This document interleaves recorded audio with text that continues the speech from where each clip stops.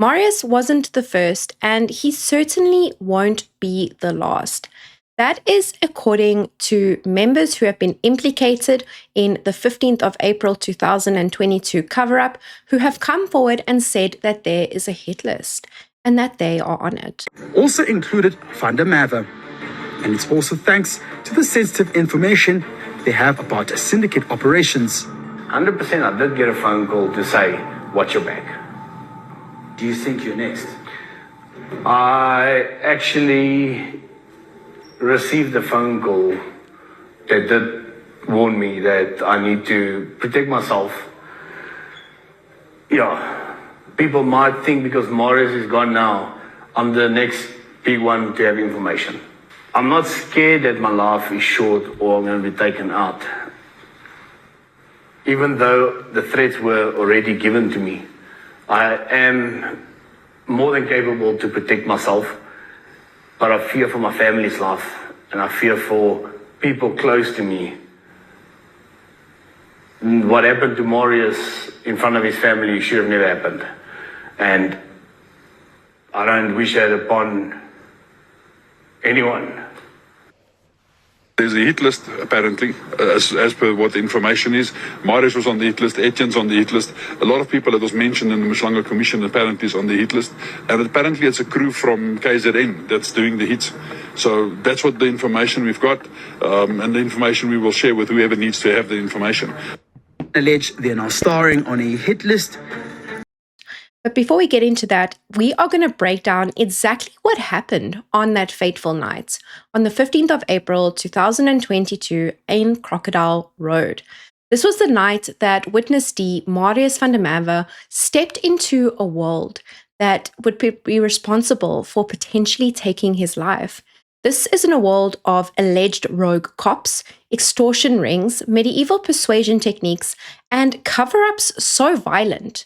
And the alleged people involved, they are still walking free. This is a full minute-by-minute breakdown of what happened. And this is the story that South Africa was never supposed to hear. Now, before we get going, remember to immediately hit that like and subscribe button.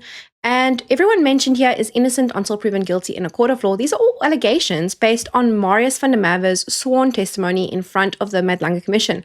I will link his full testimony below, so you can go watch it for yourself to make sure that I am not editing anything funny. Now, let's begin. So, on the night of the 15th of April 2022, Marius van der Merwe's phone started ringing. And this was a phone call that would change his life. On the other end of the phone call was Cobus Janse van Rensburg.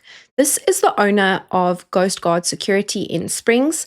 And this is a call that would pull Marius van der Merwe into a nightmare that would change his life and would be potentially responsible for taking it. And Marius van der Merwe would come in front of the Mkhwanazi Commission and expose the truth behind a violent alleged rogue network operating under the noses of the SAPS and the EMPD. Now, Cobus insists on this meeting and Marius didn't want to go. I wonder what would have happened to him if he had stood his ground that night. And life is full of what ifs and all of that. But there were some circumstances that Marius was dealing with. His wife was in the hospital with his other child. He was looking after his other child, and he didn't want to go, but he was persuaded to go. So they meet and they have a briefing. And Witness D, Marius van der Merwe, immediately notices that something is wrong when he meets up for this briefing before they head to the location.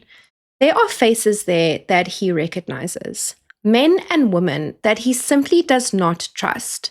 And at that meeting at Sully's Village, Brakpan, at around 9:30, according to the briefing, there was Cobus van Rensburg there, as well as Jaco Hanekom. Jaco Hanekom is that police informant of ill repute, according to Witness D. Jaco Hanekom is also no longer with us. He was shot down. He was shot dead after allegedly spilling the beans on some of copper theft. But that is another episode. And a lineup of individuals who are associated with the police. and were allegedly part of something much darker. These people are all innocent until proven guilty, and they are Viandre Pretorius, who, according to Marius, frequently pretended to be an SAPS officer, as well as Constable Jean-Marie Etienne, part of the SAPS flying squad, Constable Zander Fritz, an SAPS reservist from Bakpan, two unknown Brakpan SAPS members, EMPD officer Aidan McKenzie, EMPD officer Kirsten Lee Stolz, as well as Etienne van der Walt from Titan Security. And this wasn't just policing. This seemed to be more like a private task team. And perhaps they were working outside of the law. Now, Marius immediately knew that something was wrong because he went with Quibus, the man who had called him out, and they went to the local BP to buy cool drinks. And he said he didn't like these people and that he didn't trust them. But Quibus allegedly doubled down and said the intel was confirmed by Yaku Hanekom, and they were going to go and do a knock, which is basically like a raid at a house in Crocodile Road. And this is when we need to change the scene and go to Crocodile Road. Marius van der Merwe would arrive alone in a marked Guardian vehicle, a black Ford Ranger, and he parks opposite the property. He gains entry into an outside, and with him is Mackenzie and Etienne, and they find a couple and a baby. Etienne identifies the reason that they are there and starts asking this couple about the suspects and his movement. Then they get a call that the suspect has been located in the main house. The three of them then go through the kitchen door, and while he is going through the kitchen door, witness D, or Marius van der Merwe, spots a truck that was used in the warehouse robbery. He recognizes the license plates, and they meet up in the main house with Fritz, Pretorius, Stolz, and the unknown male suspect. Now, this is when everything changes because Marius van der Merwe says that he sees Viandre Pretorius and those two unknown SAPS members pushing the suspect into a second room. While this is happening, the rest of them are searching the house. They find dockets where the suspect is mentioned. They find live ammunition, and they find forensic bags. This is odd. Now, witness D then, according to his own account, enters the bedroom to see Viandre Pretorius allegedly tubing the suspect using that medieval persuasion technique. And witness D then sits next to the suspect and uses a wooden table leg to hold him down while Viandre Pretorius continues to use the medieval persuasion technique. Then, according to his own account, he leaves the room. And they get to the point where the suspect has offered them 500,000 Rand in order to leave him alone. And this is important because a sports bag is going to be mentioned later, which I want you to pay attention to. Now, after a while, they determine that the stock was not there while he is in the house. He is not in the same room now where the medieval persuasion techniques is happening. He sees one EMPD officer take a bucket of water to where the suspect was. He claims that Stolz was searching the cupboard, and then he walked out of the house and stood on the front steps. Marius then walks back into the kitchen, and he sees her on the phone, and she suddenly starts shouting at everyone to leave. And then he noticed those two unknown SAPS members leaving the house in haste, carrying the sports bag. I wonder what was in that sports bag. Now, witness D then exits the house, and he is joined by Quibus and the others near the truck. Quibus is the one that called him out. Now, Stolz and Viandre Pretorius join them. Pretorius is the one that allegedly used the medieval persuasion techniques. Now, when asked what has happened, Pretorius replies to witness D and allegedly says the suspect will never talk again.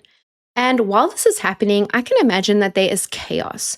And according to witness D, Marius van der Merwe's testimony, Kirsten Lee Stolz is trying to phone the paramedic to declare the suspect dead. And Viandre Pretorius then says he would phone General Feroz Khan to fix this. Wow. Then Pretorius says, if anyone talks, the one who talks, will go to jail for this. Then witness D, Marius van der Merwe, he walks away from Viandre Pretorius. He says that tensions were heightened. And he says that him and Pretorius Viandre have had issues in the past. And then Yaku Hanekam walks towards them and informs them that the chief will come and sort the issue out. Now, then we see Extortion, Fritz, the members leaving, including Kobus Janse van Rensburg, to go and allegedly look for a firearm to plant at the house. Now, we got to keep track of people's movements because now we know that those two SAPS, unidentified SAPS members have left with the sports bag, and now Stolz, and now Extortion, Fritz, and Kobus Janse van Rensburg, the man who allegedly called witness D out, has also left to go and look for a firearm. So at the house, according to his testimony, we have Stolz and Mkhwanazi, who are both EMPD members. We have Yaku Hanekam, the informant, and then we have Etienne van der Walt, who is the owner of a security company. And then Julius Mkhwanazi allegedly arrives at around 2 a.m. in a dark tracksuit. Yaku Hanekam and Viandre Pretorius address him as chief. So they are having a meeting, and standing off at the side is Etienne van der Walt, and Marius, part of the EMPD. They are in private security, and this is around 2 a.m. Now, Mkhwanazi then addresses all of them, allegedly, and says that they need to throw the body in a dam or a mine shaft. Now, Viandre Pretorius then, and according to his testimony, Marius says that Julius Mkhwanazi made eye contact and looked at him, and it was sort of expected that he's the one that has to do it. Now, Viandre Pretorius informs Marius that he must dump it. It'll be the safest because he has a marked vehicle, a marked security vehicle. And then Viandre Pretorius allegedly directs him where to park the vehicle. He is escorted to his vehicle by the EMPD members, which is Stolz and Mkhwanazi. And he is told where to park his vehicle. He had left his vehicle outside. He had parked it across the road. And according to reports, they couldn't even get the vehicle in. So Yaku Hanekam had to break the gate to get the bakkie in. Then Marius van der Merwe walks to the main gate because he wants really nothing to do with this. And he says that while this is happening, Yaku Hanekam and Etienne van der Walt, who is the informer who has now been killed, and Etienne van der Walt from the private security company, allegedly load household items into their vehicles. Etienne van der Walt had his girlfriend at the time in another vehicle waiting for him that was parked outside in an SUV. Now, Viandre Pretorius and Yaku Hanekam allegedly load the body into the Ford Ranger, while Etienne van der Walt was in and out the house. And then someone tells Marius van der Merwe that someone is cleaning the house. Now, then they go in a convoy. So he follows Aidan Mkhwanazi from EMPD, allegedly, and Viandre Pretorius, the one who allegedly carried out the medieval persuasion techniques, follows behind him. And he is scared at this time. According to his own testimony, he sends his wife a WhatsApp with his live location saying, if you do not hear from me in the next hour and a half, phone the police, you know where I am. And he allegedly follows Aidan Mkhwanazi to a dam where Mkhwanazi instructs him to dump the body. Marius van der Merwe then parks 2 meters from the dam, and he said that he placed the feet in the water and he laid the rest of the body on the banks. And then he receives a call while driving back from Extortion saying, is this done? He says yes, and then she says, we will see you on the way home, and then it basically ends the call. Now, according to him, they were waiting for him. He recognized their vehicles, and he pulled onto the side, and Kobus asks if he was okay. Remember, Kobus and Extortion, they allegedly went to go and look for that gun. Extortion then wanted to know how deep the body was. And when witness D explained where he had placed it, she wasn't happy about it, and she wanted him to go back and check. And he said, no, we have to go home now. And then they all agreed to go home. And during this time, according to Witness D's testimony, Zander Fritz, Jaco Hanekom, Jean-Marie Eckstein, and Viandre Pretorius said that they were going for drinks. And he found this odd because Zander Fritz had said that he was struggling for money. So Witness D then returns home. He doesn't join them for drinks. And he allegedly burns his clothes and shoes the following morning. He showers and he tries to sleep, but he can't. Now, at around 7 a.m. the next morning, he receives a phone call from Kobus Janse van Rensburg. This is the person who, according to Marius, recruited him into this whole thing. And the last call was around 9 a.m. Now, Kobus wanted to meet at a Wimpy at around 10, and Marius eventually agrees to go. Kobus wanted to know where the body was placed and wanted to know how it was dumped. Now, Marius would say that he felt pressured by this conversation. He felt like Kobus was asking him questions on behalf of everyone else. And they traveled together to the location in Kobus's vehicles where he had dumped the body. And they noticed SAPS vehicles. And they turned around and drove back to the Wimpy where he had left his vehicle. Now, at 5 p.m. that evening, he is supposed to go. He is called out by a team member to provide backup at a robbery in Benoni. And Eckstein was there. Eckstein was dressed in police pants and boots. And she was armed, but she was in a private jacket. And she allegedly asks if Jaco Hanekom can come drive back with Marius van der Merwe because Jaco Hanekom was there. He was sitting in a marked police vehicle.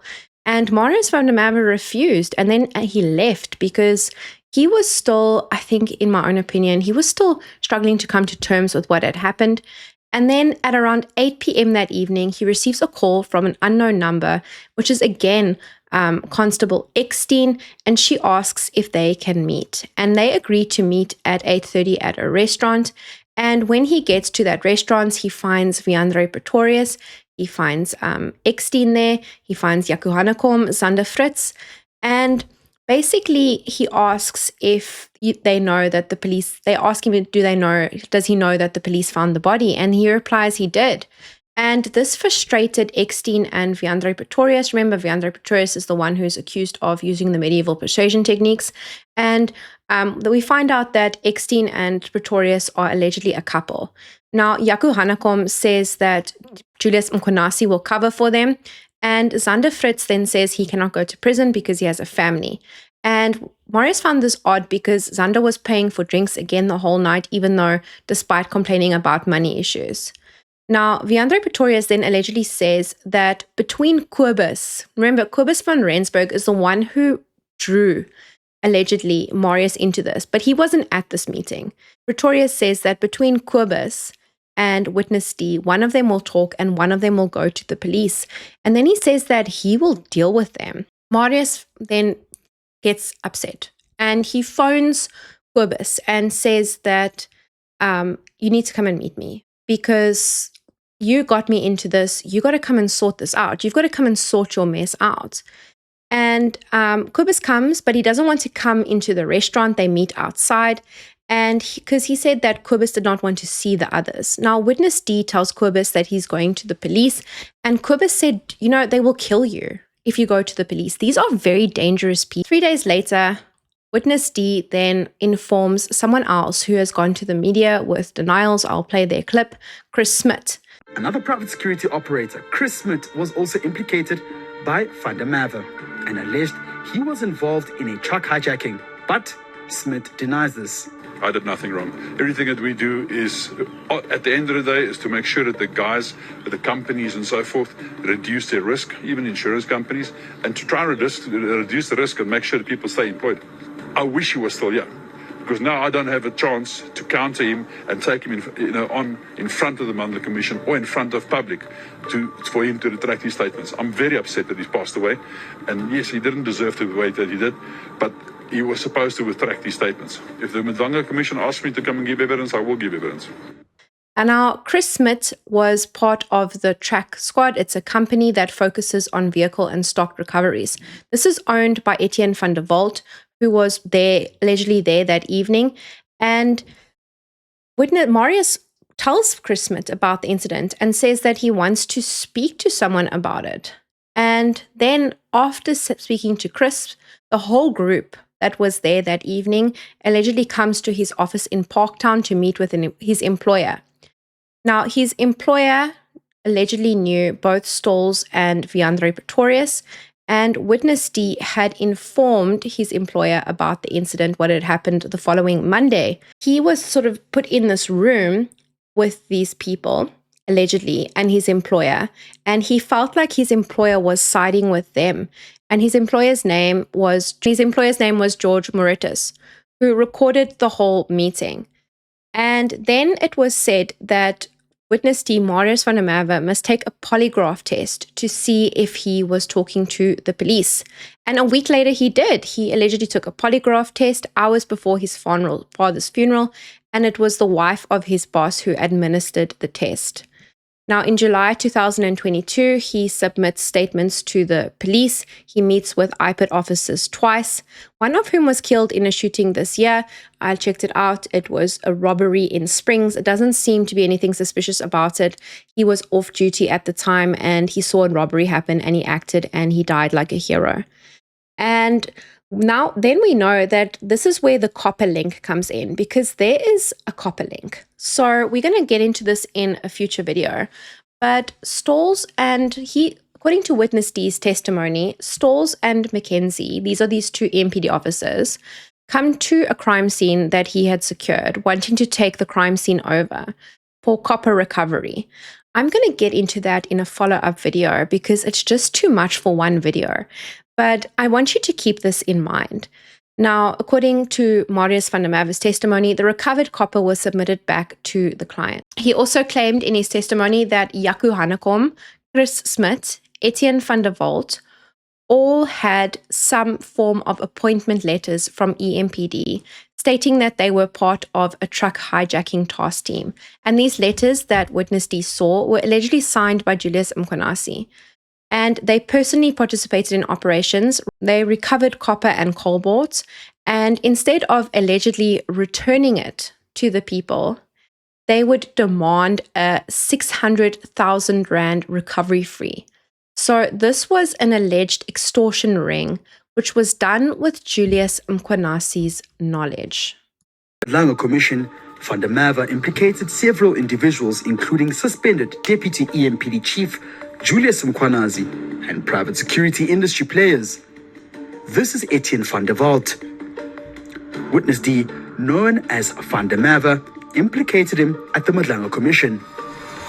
Van der Merwe told the commission that van der Walt, an informant Jaco Hanekom, and Chris Smit from private security had appointment letters from EMPD stating that they formed part of an EMPD truck hijacking task team. Van der Merwe also said the group was at the crime scene in Brakpan in 2022 and alleged a suspect was tortured and chewed to death. Etienne van der Walt has denied any wrongdoing. We've been implicated in truck hijacking for the last 4 or 5 years. Myself and Chris spoke about it quite a few times. We weren't happy about it because, you know, you do such good work.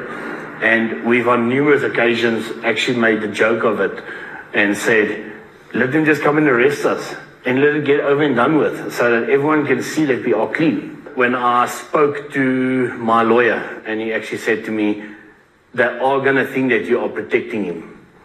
I don't know Julius that much. I worked with him on 2 occasions and I've met with him on about 4 or 5 occasions.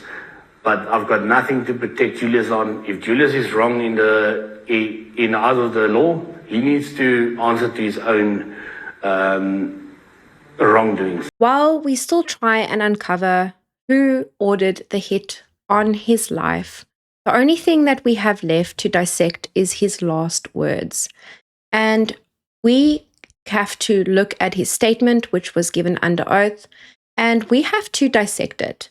Because this man perhaps died for this statement that he gave in front of the Langer Commission, and we can only honor him by keeping his legacy alive. Now, thank you to all my channel members, thank you to all my subscribers, and thank you to everyone who watches. It is dangerous out there. Remember to watch your six, and the truth is running out of places to hide, and slowly we are scratching our way towards it.